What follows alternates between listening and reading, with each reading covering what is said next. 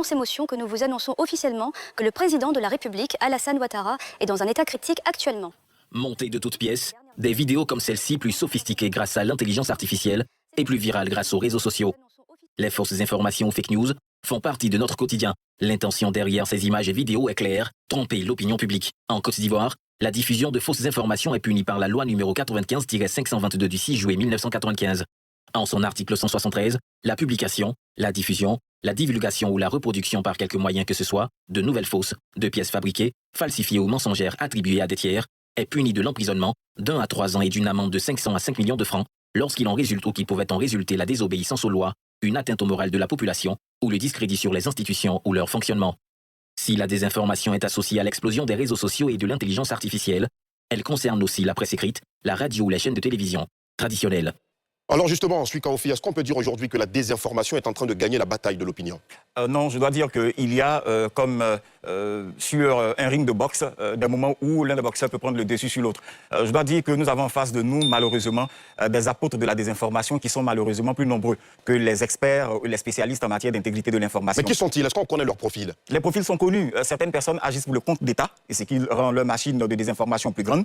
D'autres agissent pour leur propre compte. Certaines personnes qui se disent investies par une autorité ou je ne sais quelle autorité, je dirais politique ou morale, qui leur permet donc de s'ériger en diffuseurs nouveaux d'informations.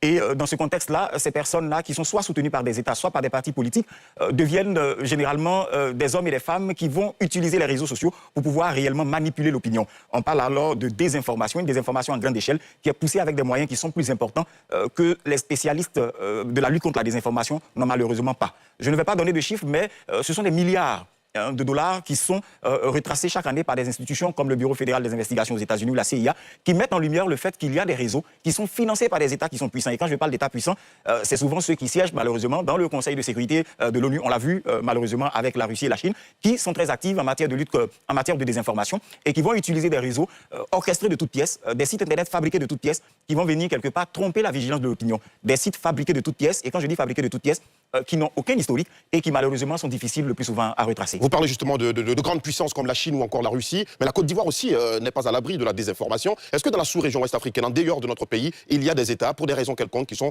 très attaqués? Des États qui sont très attaqués dans la sous-région, je dois dire qu'aucun État membre de la CEDEAO aujourd'hui n'est épargné. Vous avez cité tout à l'heure la Côte d'Ivoire, mais il y a également le Bénin. Donc tous ces pays qui ont été identifiés, soit par des juntes ou bien par des militaires qui sont au pouvoir dans les pays membres de l'AES, qui sont donc automatiquement, ces pays qui sont donc automatiquement présentés comme ceux qui attaquent ou tentent de déstabiliser ces régimes-là, sont automatiquement dans le viseur de cette nouvelle tendance de faiseurs d'information qu'on appelle à tout va des influenceurs politiques et qui vont quelque part venir sur la place publique, donc les réseaux sociaux, pour essayer de porter des informations calomnieuses, fausses sur les présidents de la République de ces différents pays, en l'occurrence en Côte d'Ivoire, Alassane Ouattara, et de l'autre côté, Patrice Talon. Donc ce sont des pays qui sont dans le collimateur de ces organes de propagande et de diffusion de fausses informations. Mohamed Nour? Oui, comme on l'a dit d'entrée, aujourd'hui le vrai problème c'est la vitesse que prend donc la désinformation et donc la mésinformation, comme Alamine le dit souvent.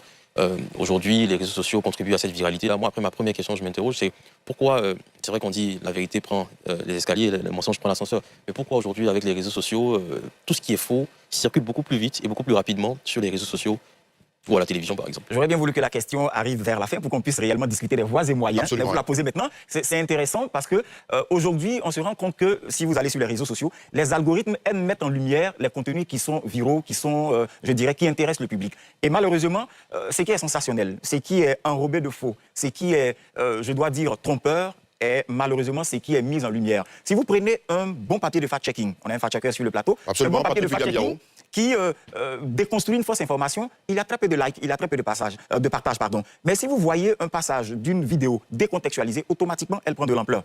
Moi, je vois par exemple des vidéos sur TikTok qui annoncent par exemple que le président de la République va nous revenir dans un cercueil.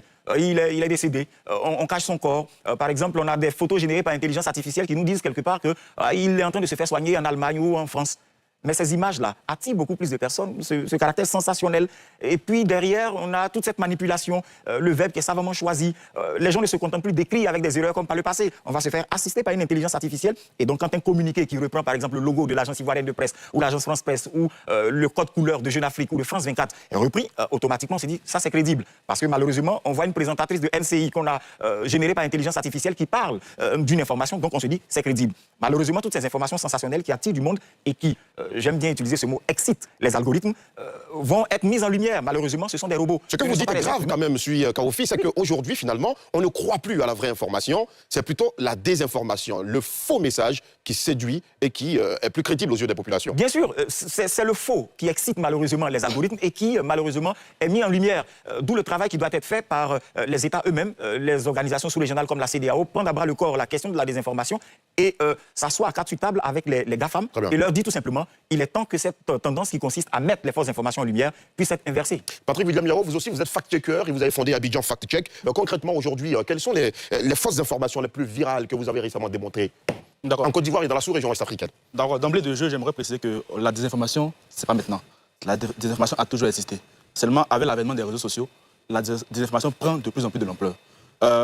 Pour répondre à votre question, plus récemment, nous sommes dans un contexte de guerre au niveau du Mali avec des attaques djihadistes. Donc, la plupart quand on fait la veille informationnelle au niveau des infos qui circulent, généralement, c'est des vidéos, des photos sorties de leur contexte.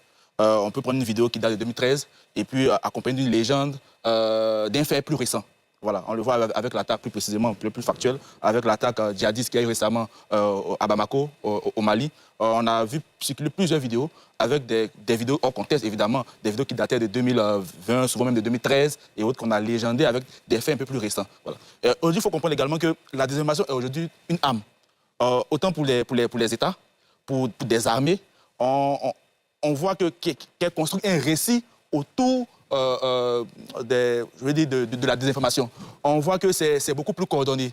On a généralement, quand je prends un exemple avec l'AES, avec des pages en soutien à l'AES qui donnent des infox de manière groupée. C'est-à-dire que... il y a un travail de coordination. Il y a un travail de coordination que nous ressentons. Et puis, comme Su l'a dit, aujourd'hui, malheureusement, que ce soit Facebook, le réseau social le plus populaire en Côte d'Ivoire, ou TikTok, ce qui est faux, ce qui est trompeur est plus mis en avant. Très bien. Docteur Kamenan? Oui, comme il a souligné, c'est un héritage qu'on a observé depuis un certain temps. Mais moi, ma question, c'était au regard même de l'expérience qu'il a prise du président de la République, c'est l'attachement au faux, la croyance au faux. C'est ce qui vraiment attire mon attention. Et je me rends compte que dans le champ politique, je prends le cas de la Côte d'Ivoire, c'est une pratique qui a évolué et qui continue de s'ancrer dans les mœurs, dans les habitudes des Ivoiriens. Donc, j'ai observé que l'une des choses qui rend prospère cette réalité-là, c'est ce que je peux qualifier de frustration relative, si vous observez bien. Puisque quand, par exemple, on prend le cas du président de la République, parce que ce matin, on a vu des vidéos, il était aussi là, et ça a déconstruit tout cet imaginaire qui avait été mis autour de sa mort annoncée. Donc, je me suis posé la question de comprendre, mais qu'est-ce qui a amené les hommes et les femmes à croire forcément au fait que le président soit décédé en dépit même des réunions qu'il faisait? Et là, malgré les images officielles de la présidence dans la avec les République de Côte institutions d'Ivoire officielles, les gens continuaient de croire. Ils n'arrivaient pas à sortir cela de ce lieu. Mais en réalité, c'est parce que quand vous prenez, en sociologie, on parle de frustration relative dans la mesure où il y a des attentes sociales qui ont été construites à l'aune de la gouvernance d'un acteur. Et à partir de ces gouvernances-là, il y a des ressentis. Et quand ces ressentis sont décalés et vont de façon croissante, quelqu'un peut nourrir des ambitions. Et nourrir des ambitions. Certainement, dans le cas échéant, nourrir des ambitions de voir la personne ne plus exister. Et quand cette information circule, la personne trouve ici l'opportunité de s'attacher à quelque chose qu'il souhaiterait voir se réaliser. Donc voici un peu les terrains sur lesquels la frustration relative participe à renforcer la désinformation. Très bien. Voici un peu ce qui est un peu... Très bien. William, une précision rapidement. Je juste dit qu'aujourd'hui, les gens sont plus conspirationnistes. C'est-à-dire croire qu'on leur cache quelque chose. Ça, c'est un fait. Et puis l'autre fait qui peut expliquer également, c'est qu'il y a un manque de confiance avec les médias traditionnels, les médias classiques. Aujourd'hui, le citoyen, beaucoup de citoyens, pas mettre tout le monde là-dedans, croient plus aux influenceurs politiques sur Facebook, sur TikTok, que des médias classiques. Parce qu'ils ont l'impression qu'on leur cache tout. Et ça ne vient pas de la Côte d'Ivoire. Je crois que même aux États-Unis, dans les pays occidentaux, ils ont également ce problème. Très bien. Alamine? Oui, déjà, moi, ma première analyse, c'est de faire le distinguo entre la désinformation et la mésinformation. Parce que la désinformation, donc, c'est justement la diffusion de fausses informations et d'informations manipulées intentionnellement. Et la mésinformation, c'est cette diffusion justement qui n'est pas forcément intentionnelle. Dans le cadre du premier cas, c'est un héritage qui est un peu plus vieux, parce que ça fait malheureusement partie, en matière d'observation empirique, ça fait malheureusement partie de la géopolitique, de la politique. Donc de la même manière que les États font des conflits armés, de la même manière qu'on assiste à des attaques dans le cyberespace entre les différentes armées, c'est de cette même manière que la désinformation est un outil géopolitique de déstabilisation des États. C'est un constat.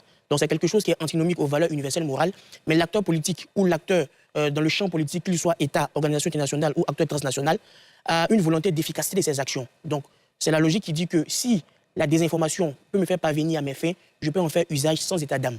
Donc c'est un héritage qui est un peu plus vieux, un peu plus grand et un peu plus difficile à contrôler parce que beaucoup d'États s'y donnent, comme notre expert aussi l'a dit sur le plateau. Maintenant, moi, la chose maintenant qui me gêne le plus, c'est justement à petit niveau. C'est-à-dire, malheureusement, avec l'avènement des réseaux sociaux, les Ivoiriens ont construit une culture de l'exclusivité.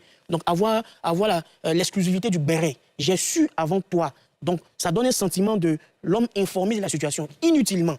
Donc, c'est quelque chose qu'il faut corriger. Dans la deuxième partie d'émission, on pourra y revenir. Mais dans le cas, par exemple, du président Alassane Ouattara, ce n'est pas quelque chose de fortuit. C'est quelque chose qui est politiquement orienté, qui est c'est la résultante en fait de la précarité républicaine qu'on assiste en Côte d'Ivoire, de la laideur citoyenne et de l'inhumanité que les gens peuvent avoir. Parce que quand un chef d'État a 84 ans et pendant des mois, on répète qu'il est décédé, c'est-à-dire que vous avez des preuves qu'il n'est pas décédé, mais vous répétez, c'est politiquement orienté. Parce qu'on va beau dire des choses, mais le président de la République aujourd'hui, 84 ans, c'est l'âge de la maladie, c'est l'âge où on a tension, on a beaucoup de choses. Donc c'est vrai qu'il a subi beaucoup d'épreuves. Souvent on a l'impression que les hommes politiques sont des surhommes. Donc je suis sûr que c'est fait sciemment, de manière politique, pour déstabiliser par rapport à un décès macabre. C'est quelque chose qu'on condamne naturellement. Et au fil de l'émission, on pourra poser des questions avec l'expert. Et d'ailleurs, au fil de l'émission, dans la deuxième partie, je suis Kaofi, je serais très intéressé de savoir,